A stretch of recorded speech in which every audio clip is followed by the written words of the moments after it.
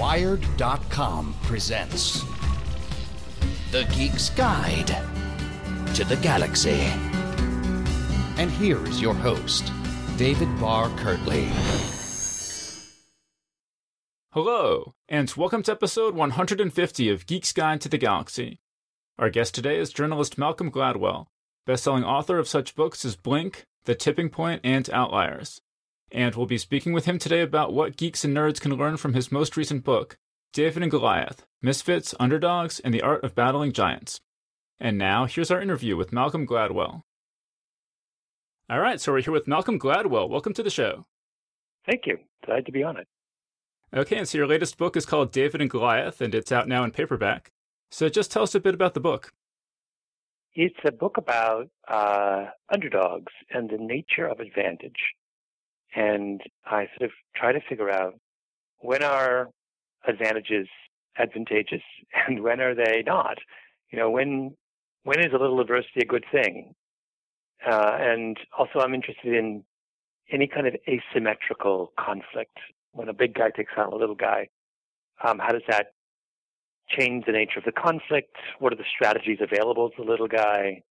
It's all those kinds of questions which lead in all sorts of unexpected directions. Yeah, and so as the title suggests, you start off the book by talking about the biblical story of David and Goliath, and you have a different take on that story than most people. You want to tell us about that? Yeah, it's a fun story. It turns out, there's an enormous amount of literature about that battle. And the first thing that, so all kinds of, everyone from neurologists to military historians have examined it. And the first thing that the literature says is that David's weapon, the sling, is not a child's toy. It's not a slingshot, as it's sometimes erroneously described. It's a sling, which is a crucial part of any army in that era were slingers, who are essentially a form of artillery.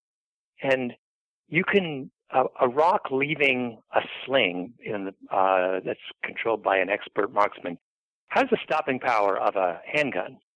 I mean, it's an incredibly lethal weapon. In fact, slings would be used against armed infantry all the time.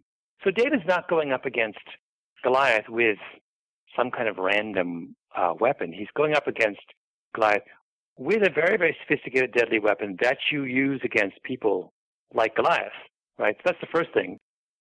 David has deliberately chosen a weapon that gives him a technological advantage. And the other thing is that all this fascinating stuff that neurologists have said about Goliath, that there's all this speculation that he's a giant, and many giants, not all of them, are people who are giants because they suffer from a pituitary disorder called acromegaly, which is overproduction of human growth hormone, which makes you very big, but which often comes with a series of side effects, among them problems with vision. And if you read the story of David and Goliath with that in mind, it sounds an awful lot like Goliath is suffering from this condition, acromegaly, and has got a vision problem. He can't see David, which is this lovely metaphor for the nature of giants in our society, that very often the thing that makes them big also renders them blind. And also, it's an argument for examining battles between David and Goliath more closely, because what appears to be, at first, this tremendous mismatch is in fact a battle between a blind giant up against someone with superior technology who's changed the rules and hasn't told him. That's a very different kind of battle, right? Right. Now, so this interpretation, is this among people who've really studied this seriously? Is this more widely accepted, or is this still something of a kind of outlier explanation? I mean, we're dealing with a story from thousands of years ago for which we have no other evidence, no other evidence other than the biblical accounts. So there's always going to be controversy. Although I was surprised, for example, the bit about Goliath possibly suffering from a pituitary disorder, I was surprised at the depth of support for that hypothesis in the medical literature. Lots and lots of people have come to the same conclusion on that. The stuff about slinging is incontrovertible. No one would argue. No one who knows anything about ancient warfare would dispute the fact that David had an incredibly deadly and powerful weapon in his hands. So I don't think this is I think it's a fascinating explanation. It's not a terribly controversial or speculative one. Okay, and so one reason in particular I wanted to talk to you about this book is because this is a show for geeks, and I think a lot of geeks have felt like misfits and underdogs at some point in their lives. And so do you think this is a book that geeks and nerds will take comfort in? Will they be encouraged by this book? Oh, yeah. I mean, a lot of this is in, for example, I have a whole chapter on, do you want to be a little fish in a big pond or a big fish in a little pond? So do you prize prestige over freedom? That's really the question. And, everyone faces that choice when they decide where to go to college, for example.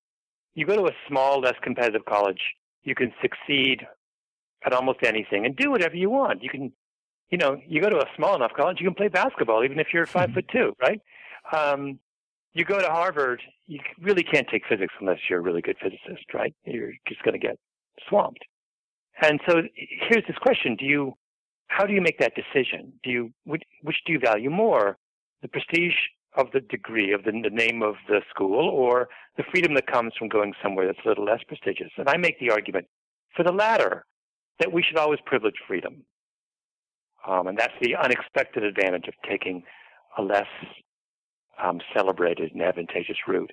And I sort of have always felt that is the Geek's manifesto.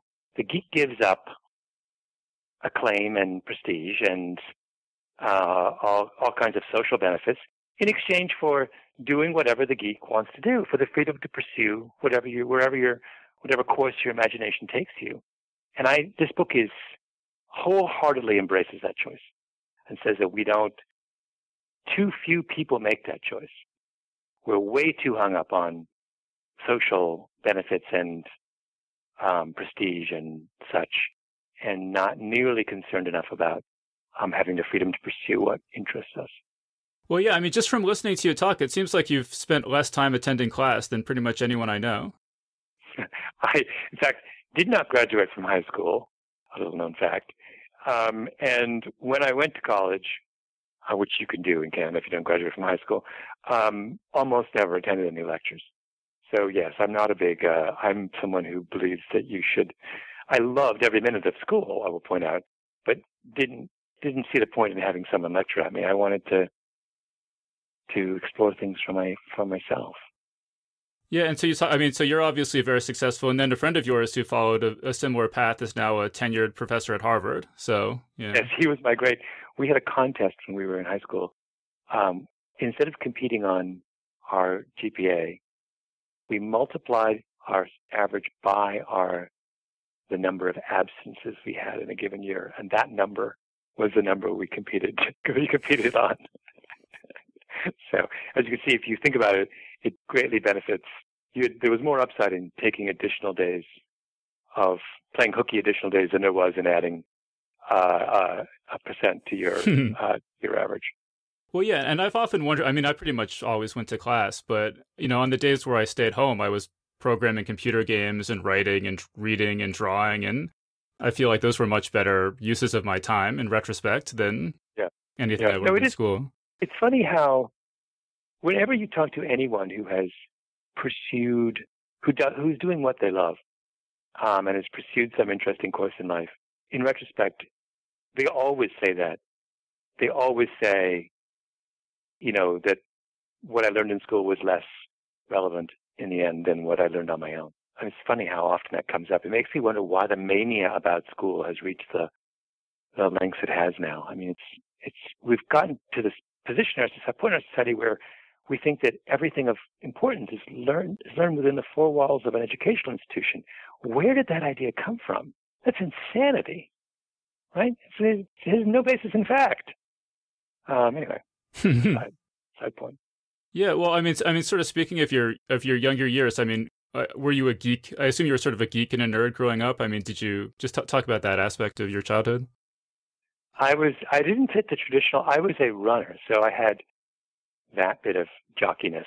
But my friends did comic books. I never did. We didn't have a television. And so anything kind of remotely electronic, I never did. So I never did. Video games seemed to me that seemed all very kind of very kind of outside of my hopelessly modern from my perspective. Right, because this is in rural Canada, right? Yeah, we were way out in the middle of nowhere. I mean, we could have had a television. We just never did. My parents just never got around to getting one. So I was much more, I mean, I read lots of science fiction. I remember, in fact, one summer reading everything by Harlan Ellison that I could find, just being completely obsessed with him. Still am to a certain extent today. Yeah, I was a literary nerd, I suppose. Hmm. Well, how about socially at that age? Were you awkward or unpopular or anything geeky like that? Well, I was up 2 years ahead of my class in school. So I was, I hadn't reached puberty when everyone else had reached puberty. So there's your answer right there. So yeah, I was always, there was no possibility of any interaction with the opposite sex when you're 2 years younger than anybody else as an adolescent. So I don't know if I was unpopular, but because I was a runner, I had a whole other world that was outside of school.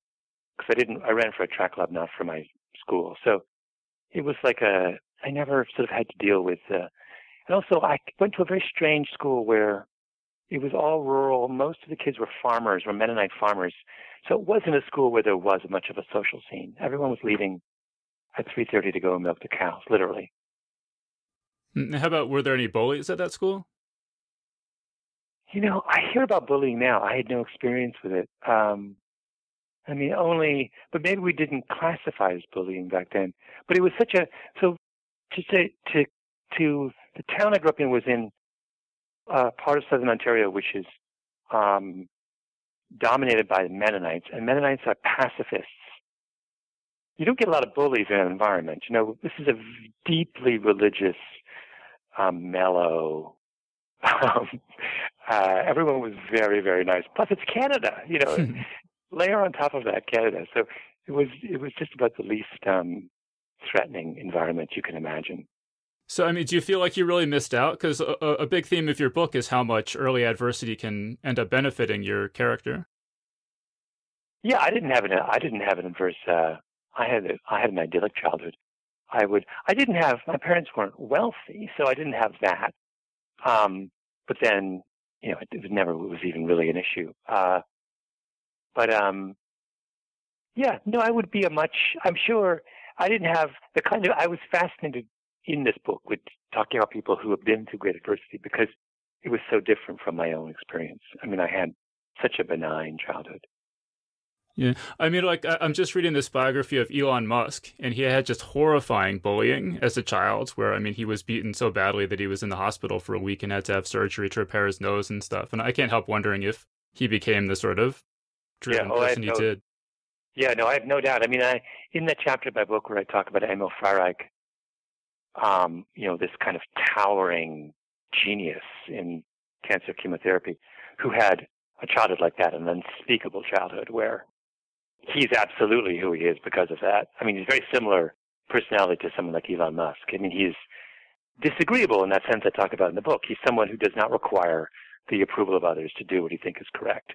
And that is a absolutely central trait for any kind of entrepreneur or innovator. And it's not what I do not have that. I require the approval of others. But these guys, there's a reason, I'm sure if you asked him, he would absolutely draw a straight line from his difficult childhood to his adult experiences. This is a guy who knows, who was toughened up, right? And very early on learned to disassociate social acceptance from the pursuit of what he found interesting. Mm. And so, probably, I wonder, it doesn't have to be that severe, right? Would you just say that anyone who's kind of unpopular is maybe getting some of that benefit that they're... Oh, yeah. These are extreme cases which we choose because they illustrate the point very clearly. But I think that, adversity of all kinds has these subtle and largely underestimated effects on on our psyche. I was just reading a paper today about about mixed class couples, people from very different economic backgrounds who marry. And one of the observations was that people who grew up relatively poor, not poor, but in non-wealthy environments, have a much better developed ability to deal with uncertainty. You learn very early on, if you're not absolutely sure whether your family's going to have money tomorrow, you learn how to deal with that, to kind of focus on other things, or to ride with it, or to bracket your anxiety. Whereas you never have to learn that skill if you're surrounded by affluence. Now, maybe that doesn't matter. In some cases it doesn't, but sometimes it really does, And maybe when we're tested later on, or we tackle some incredibly difficult moment as adults, if we've been through similar experiences as children, we're just better prepared. I often think about, if you think about the classic, whenever I talk to lab scientists, for example, I'm always in awe of their perseverance, that you try an experiment meticulously. That might take you weeks or months, and it doesn't work, and you do it again, and it doesn't work. And you might spend 3 years or 4 years getting it right.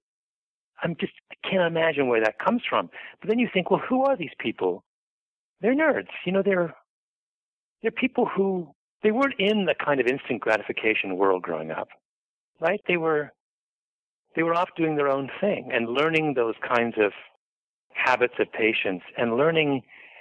They did things as children that did not have any expectation of winning social approval, right? And that turns out to be, if you're a 35-year-old bench scientist, that lesson turns out to be absolutely crucial, right? Whereas if you're popular and on the football team, you never learn that. Everything you do brings you social gratification. How on earth do you embark on a task as a 35-year-old, which requires, which involves the absence of that kind of feedback? It's not impossible. It's just harder, Yeah, my dad is a physicist, and I was talking to him on the phone the other day, and he said that, oh, things actually went right in the lab today. And he's like, this is the most right things have gone in the lab since in 20 years, essentially. That, it's been 20 years of frustration to get to this breakthrough he just had. Yeah, that's exactly what I'm talking about. Yeah. It's fascinating. It's like, that's his time horizon, right? Who has a time horizon that long? And think about what you have to go through to have developed that kind of time horizon. It's interesting. Well, so, do you identify with underdogs at all? Do you see yourself as an underdog in the world in any way? Not really. I can pretend I am, but I'm really not. I often said I'm a middle-class Canadian. Middle-class Canadians, it's just about the sweetest deal of anyone on the face of the earth. It's hard to call ourselves underdogs. I was raised in a lovely house with, was indulged as a child to do whatever I wished. That's like I said, my fascination is really with underdogs is really because their lives and experiences are so different from my own. It seems like I told my girlfriend about this book, and her response was, doesn't everyone think of themselves as the underdog? And I thought that was interesting. Apparently you don't, but do you think most people kind of see the world as against them in some way? Maybe. It's a very useful stance, isn't it? Because it incentivizes us to fight harder and to, it's a source of motivation. So I think we all play that game from time to time, that we're beleaguered and so we have to fight harder. And that is an important, to be able to convince yourself of that fact is probably a very, very important tool if you're going to make it in the world. So I would say that many of us do. I don't know. I have met people who do not think of themselves as underdogs. They do exist. And they're kind of awe-inspiring and overwhelming sometimes, but they're out there. Mm-hmm. Well, I think it to some extent it depends on what you're trying to do, right? You would think that Elon Musk wouldn't be an underdog because he has $10 billion, but if what he's trying to do is take on the entire petrochemical industry, then he is kind of an underdog. Yeah. And also remember, his frame of reference is formed not in the recent years in which he has become a billionaire, his frame of reference, his psychology is formed as a child, right? So in a certain sense, when we use these psychological mechanisms and draw on these identities, they're not adult identities. They're childhood identities. That's the fascinating thing in all of this research. Like all the stuff I talk about in my book about the links, the bizarre numbers of, British prime ministers or American presidents who are orphaned as children, or at least lost at least one parent as kids. That's a childhood experience that continues to shape them well into adulthood, even after they've achieved some of the greatest things you can achieve as a human being. They're still thinking of themselves or drawing on the identities that were formed when they were 12 years old. Right. And you also talk in the book about, say, how many entrepreneurs have dyslexia or some other, something like that. Yeah, I find that it's this fascinating fact that's been observed over and again. And it goes to what we're talking about, which is that dyslexia is often a debilitating condition which harms people's prospects in the world. But in some small number of people, it seems to serve as an occasion for learning a set of skills they wouldn't otherwise have been forced to learn. So if you can't read as a child, you can either be defeated or you can learn how to delegate, get others to read for you, form teams to help you get through school, talk your way out of, bad situations, problem solve. All kinds of things. And so I've talked to, a dozen or more of these successful entrepreneurs who were dyslexic as children. And that's what they talk about. They talk about how they were forced to improvise as kids. And those techniques of improvisation and compensation are the things that have made them a success as adults. It's just this fascinating thing about how adaptation and compensation are development tools that I think we underestimate. Right. And the examples that you give in the book are people who, as you say, because they had difficulty reading and spelling, they focused on some other asset that they had and developed that to a very high extent. But it's actually interesting, in science fiction, there's a very, very successful author named Samuel R. Delany who's dyslexic. And so even, you can even become an incredibly successful writer being dyslexic. Oh, yeah. No. That's the most fascinating thing of all, that someone would have chosen as their field the kind of domain that is most difficult for them, or at least initially most difficult. I find that really interesting. It's like, but that's because they perceive the difficulty as only kind of momentary or superficial. I also wanted to ask you, I think that science fiction authors kind of see ourselves as underdogs because there's a lot of hostility to science fiction in academia, or this is changing a little bit, but certainly there has been throughout my life. And in a lot of ways, I see it as analogous to the situation you describe in your book with the French Impressionists. I don't know. Do you want to just talk about the French Impressionists, and do you see any sort of analogy there? Yeah. So the Impressionists are people who are painting in a way that the rest of society finds unacceptable. And they're not doing very well. They're ignored and overlooked, and they're broke. And the principal method for being noticed as an artist in France in that era is what's called the salon, which is essentially a art show that you have to apply to get in, and they only take a handful of people. And if you get in, you're done for life. And if you don't get in, it's very, very hard to get noticed. And they, in order to get in and be accepted by the salon, they would have to change the way they paint like everybody else. So they have this classic dilemma. Do I stop doing what I want to do and go along with the flow in order to get fame and fortune? Or do I give up on that and go off on my own and, choose to maximize freedom and give up on prestige? And what they choose to do in the end, and fortunately for the history of art, it's the right choice, is they choose to drop out of the salon and to have their own art show. And it's this little tiny art show that they have off by themselves in some, dingy second floor office space in Paris. And it's where they make a name for themselves for the first time as Impressionists. And the crucial lesson there is that there is more than one route to establishing your name in the world, and that sometimes stepping out of the limelight and going your own way for a while, and having the patience. A better way of saying it is that what the Salon, the great difficulty with the Salon was that it was this enormous show where even if you were accepted, not only did you have to paint the way they wanted to paint, but there were so many paintings in the show that you could be lost, right? So what they chose to go for was they said, we want to be special. We want people to come to see our art and our art alone. We want to have a space that we can control and have maximum freedom in. And that idea that there are benefits to being small and out of the limelight, that paradoxically it can bring you, in the long run, more attention than if you try and play in the big leagues. That's a really interesting idea, and one that I think should provide a lot of solace to people who are pursuing things that are in the moment unpopular. Right, and I mean, a lot of people would give Star Trek kind of as an example of that, where because it was not taken seriously, they could deal with really serious topics like the civil rights movement, and nobody cared at the network, but the message got through to the audience.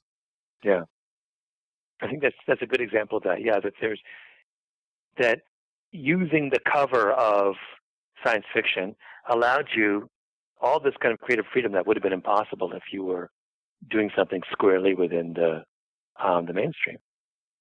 And it's funny because there's so much. I mean, there's a lot of hostility to fantasy and science fiction stuff. I mean, just some examples are kind of geek stuff in general. I mean, comic books were blamed for juvenile delinquency. Dungeons and Dragons was associated with Satanism. Video games and violence. Harry Potter and witchcraft. All this stuff. And you've actually talked about how there can be a benefits to being part of a targeted, excluded community like that. Yeah, I mean, it certainly develops.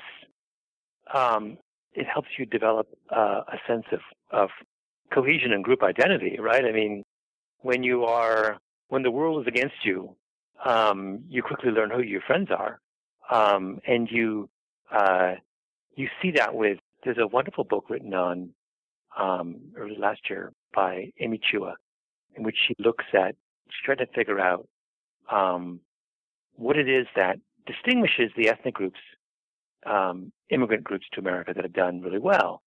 And one of the things she talks about is insecurity, a sense that your place in the world is not entirely safe, and that others are after you. And she says that actually can be, in reasonable doses, a healthy thing. I'm paraphrasing her point and simplifying it dramatically, but basically it's what keeps you on your toes, right? When she's talking about looking at her own community, because she's Chinese from the Philippines, but what's striking about a lot of ethnic Asian immigrants to America is we always talk about their work ethic, particularly when it comes to in academia, and their attachment to education as a way of getting ahead. And she's saying that comes from insecurity, that a feeling that unless we outperform academically everybody else, we're not going to make it. Discrimination is such, or so many doors are closed to us. So it turns out to be that can be a very positive and powerful thing. I think there's versions of that in lots of different places, that when, you can obviously go too far, but at the right dose, they're very, paradoxically useful things can come from exclusion and bias. There was one example I wanted to give too. We had a guy on the show a year or so ago who had worked on Dungeons and Dragons, and he said that a lot of people in the industry lament the fact that there's not the satanic panic anymore, because it's made Dungeons and Dragons much less cool with teenagers. That there used to be an appeal to being sort of seeming kind of dark and scary and marginalized. Yeah, that's funny. Yeah, I know. It went mainstream and got ruined. I mean, it happens to everything in the end, right? But it is. I can imagine how much less appealing it is now to an independent-minded 15-year-old than it was 20 years ago. Yeah. I also saw you give a lecture that was really interesting about how they have computer software now to analyze screenplays. And we have a lot of writers, who listen to this show. I thought people might be interested to hear you talk about that. Yeah, it was a story I wrote a long time ago for the New Yorker, but it was tongue-in-cheek. I mean, I wrote a long story about a guy who was trying to develop software to try and tell whether a screenplay would work or not. But in the end, it doesn't really work, which is sort of, that was sort of my point, that if you're going to do a standard romantic comedy involving people in their 20s living in apartments adjacent to each other in a major metropolitan city, can the software help you, make sure it's not a flop? Yeah, totally can.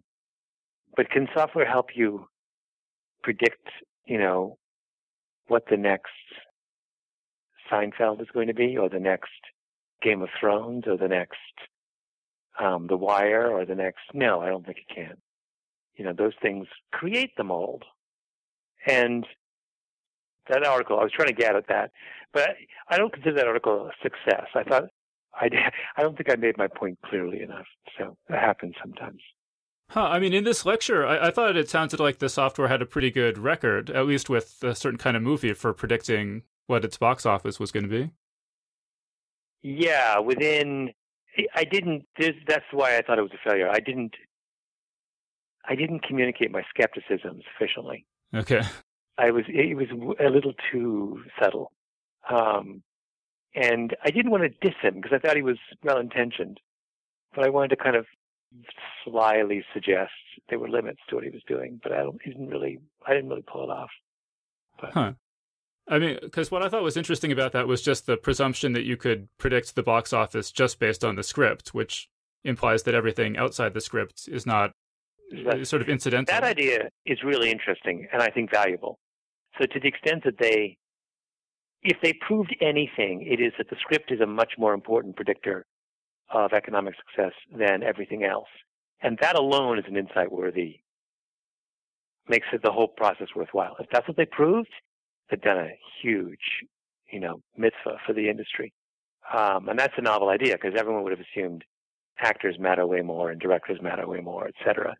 But those guys, I think to my satisfaction, made the argument, pretty good argument, that scripts matter front and center. Yeah, I mean, as a writer, I like that idea. So they should just stop paying Tom Cruise $40 million and just pay the screenwriters that instead. Exactly. Yes, very self-serving. I make that argument. I also saw you give a lecture at a conference where you guys were talking about Civilization 3.0. I was just wondering if you have any thoughts about kind of futurism-related stuff, Civilization 3.0, anything that might be of interest to Wired listeners? I mean, my basic position on the future is that everyone who thinks they know how to predict it is wrong. So I'm very, very shy about rendering any.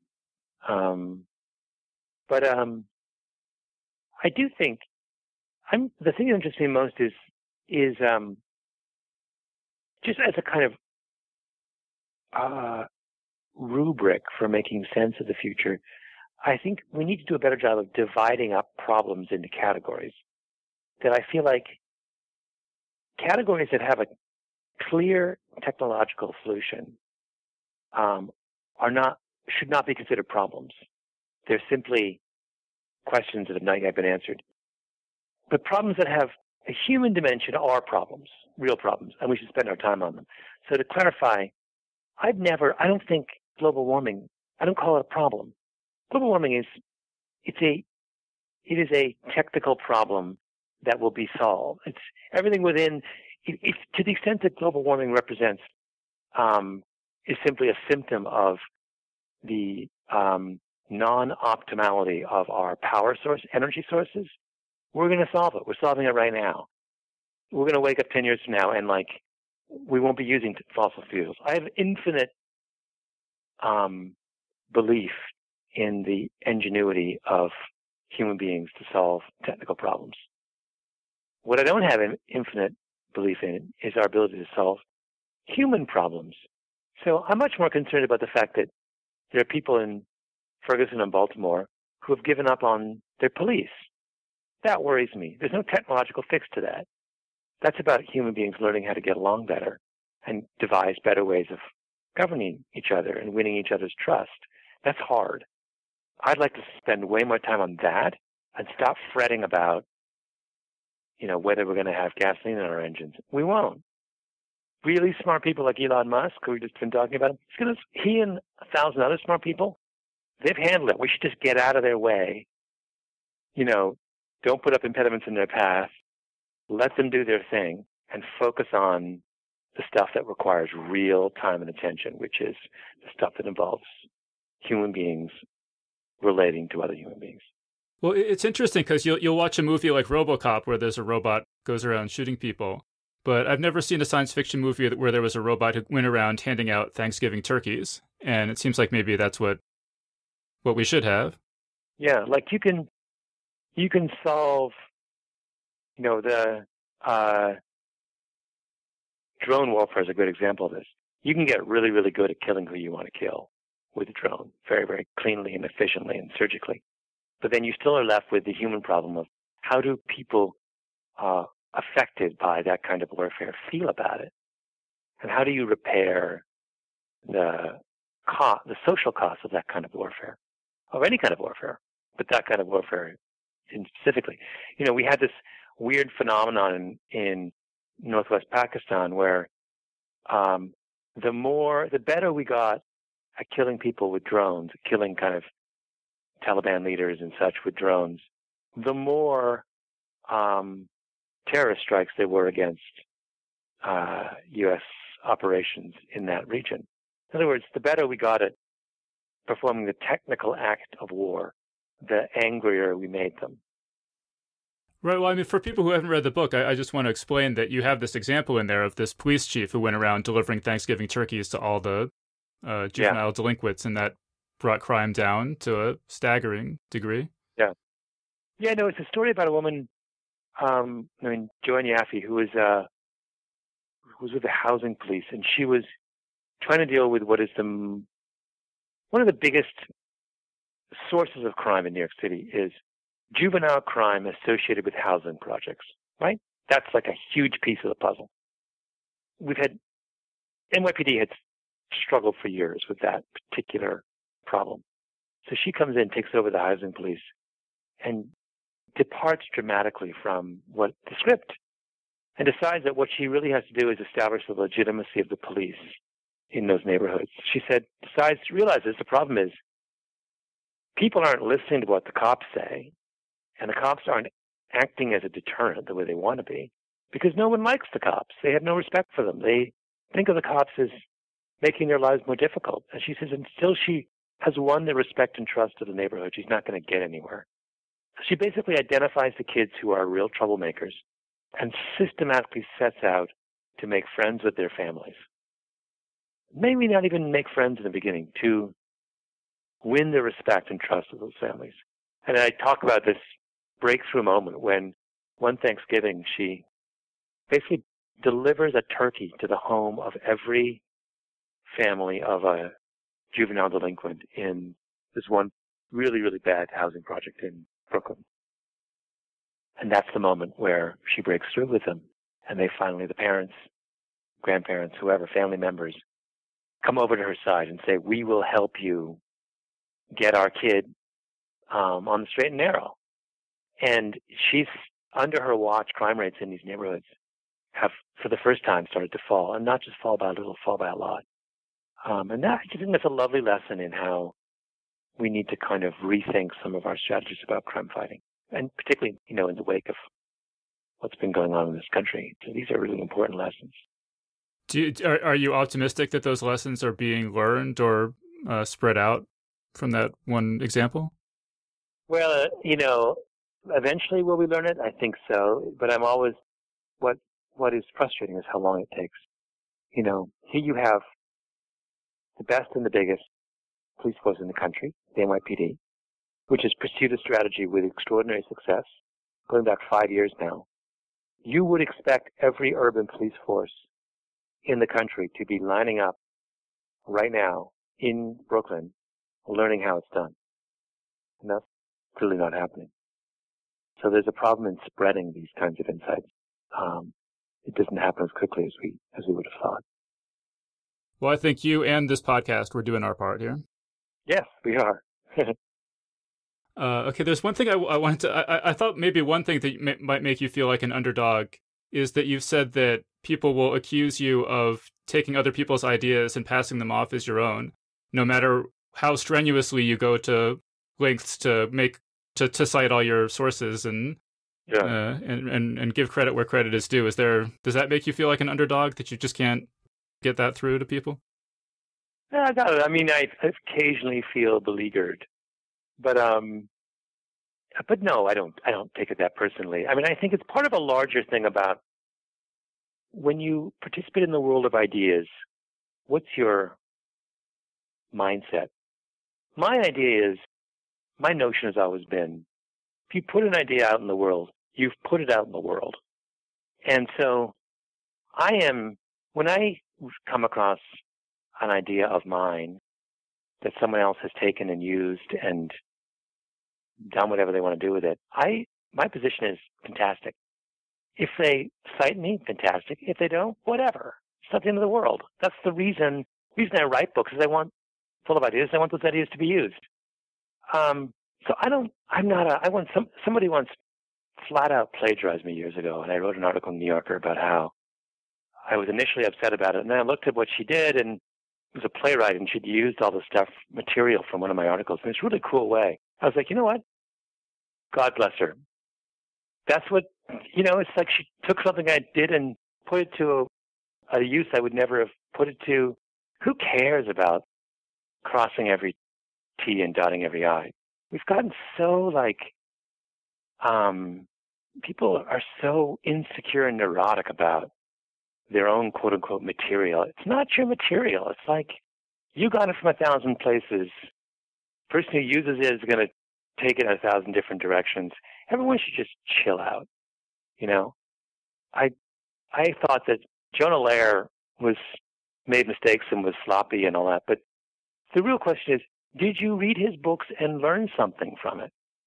Right? If you did, who cares whether, the Dylan quote had that precise wording or had a slightly different wording? I don't know. I just can't I don't have the strength and patience for these kind of intramural arguments that writers have about whether this precise use of words match this precise use of words. I'd answer the question of whether something is being learned or something interesting is happening, or something cool has been done. But that's a minority position, I guess. I don't know if you know the Jonathan Lethem essay where he took... Yeah, he made that. Yeah. How great is that? Yeah, that was a good kind of stick in the eye to the fundamentalists, to the kind of plagiarism fundamentalists. Yeah, so just to explain for people who may not know, it's an essay where he constructed, I think maybe if I remember correctly, almost the entire essay. Yeah. He constructed from sentences. It's an essay about plagiarism, making an argument about how we misunderstand it and get too worked up about it. And everything in the essay is sentences taken from other people's work.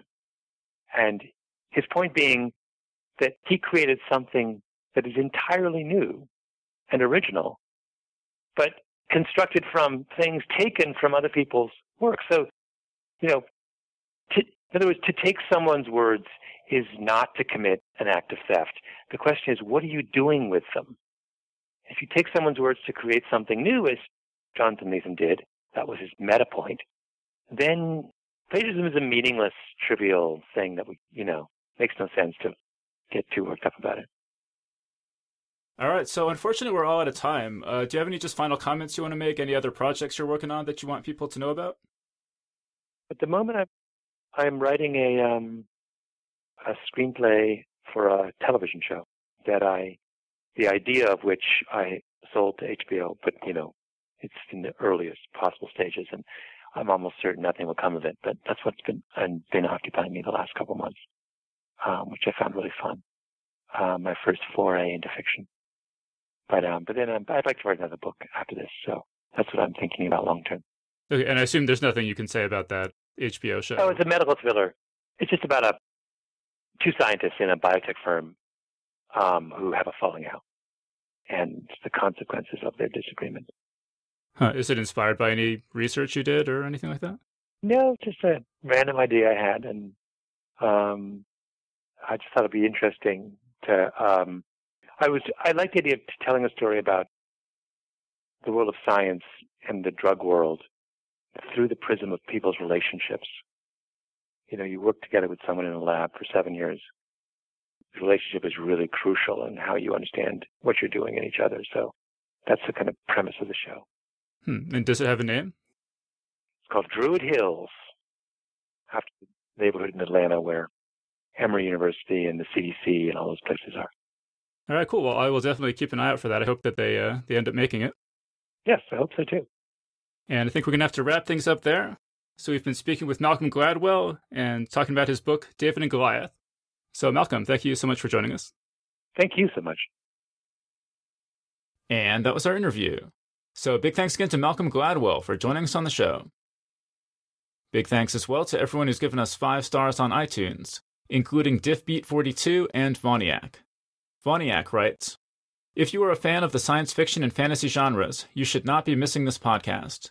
The guests for the interviews are top-notch, everyone from George R.R. Martin to Paul Krugman, and the host, David Barr-Kirtley, always does his homework and asks thoughtful and interesting questions. The panel discussions are usually just the right mix of fun and informative. These geeks know their stuff, and I have learned so much about new authors, subgenres I was not familiar with, and book titles I had never been exposed to, that I literally have a small notebook full of works I want to read and watch. The show is great, and in truth it keeps getting better." So a big thanks again to Voniac for that great review. And a special thank you as well to Leon Fournier for signing up this week to support us on Patreon. Geeks Guide to the Galaxy is made possible thanks to support from listeners like you. So if you enjoy hearing the show every week and want it to continue, please sign up as a patron over at patreon.com/geeks. You can also make a one-time or fixed monthly contribution over at geeksguideshow.com/crowdfunding. All right, so that was our show. So thanks everyone for listening, and we'll see you next time.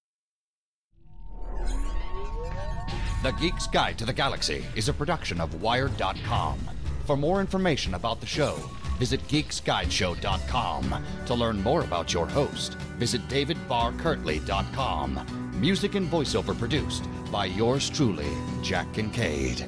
If you enjoyed this program, tell your friends. If you didn't enjoy it, tell no one. Thank you for listening.